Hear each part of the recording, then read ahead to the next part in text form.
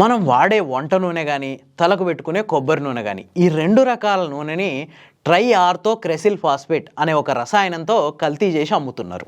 ఈ విషయాన్ని Indian food safety అథారిటీయే చెప్పింది. ఇది వంట నూనెలో కలిపితే అచ్చం వంట నూనె లాగానే ఉంటుంది, కొబ్బరి నూనెలో కలిపితే అచ్చం కొబ్బరి నూనె లాగానే ఉంటుంది. కాకపోతే ఇది వాడడం వల్ల నాడీ సంబంధిత సమస్యలు వస్తాయి, నెత్తికి పెట్టుకున్నా వంటలో వాడినా. ఇది చాలా తక్కువ రేటుకు దొరికే రసాయనం. అందుకే తక్కువ రేటుకు దొరికే ఈ రసాయనాన్ని తీసుకొచ్చి వంట నూనెలో కలిపి వంట నూనె రేటుకు అమ్ముతున్నారు అనమాట. మనం కొనుక్కున్న నూనెలో ఇది ఉందో లేదో ఎట్లా గుర్తించడం?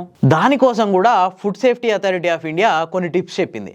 అదేంటంటే ఫస్ట్ మనం వంట నూనె అయితే ఒక 2 ml అంటే ఒక స్పూన్ నూనెని ఒక చిన్న గిన్నెలోకి తీసుకోవాలి. దాంతో అంతే మొత్తంలో వెన్నని కలపాలి.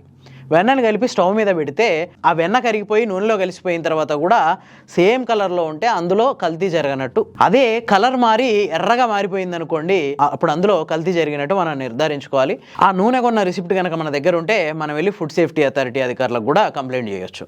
ఇక అదే కొబ్బరి నూనె విషయంలోకి వస్తే ఈ కొబ్బరి నూనెని ఒక గిన్నెలో తీసుకొని దాన్ని ఫ్రిడ్జ్లో పెట్టాలి, డీప్ ఫ్రిడ్జ్లో పెట్టొద్దు.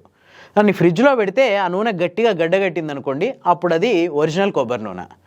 లేదు కొంత గడ్డగట్టి కొన్ని లిక్విడ్స్ పైకి తేలినాయి అనుకోండి, ఆ లిక్విడ్స్ ఆ గడ్డగట్టిన వరకు మాత్రమే ఒరిజినల్ కొబ్బరి నూనె, మిగిలిందంతా కెమికల్స్. డీప్ ఫ్రిడ్జ్లో మాత్రం ఎట్టి పరిస్థితుల్లో పెట్టొద్దు, ఎందుకంటే డీప్ ఫ్రిడ్జ్లో పెడితే కెమికల్స్ కూడా గడ్డగడతాయి, అప్పుడు ఈ టెస్ట్ పనిచేయదు.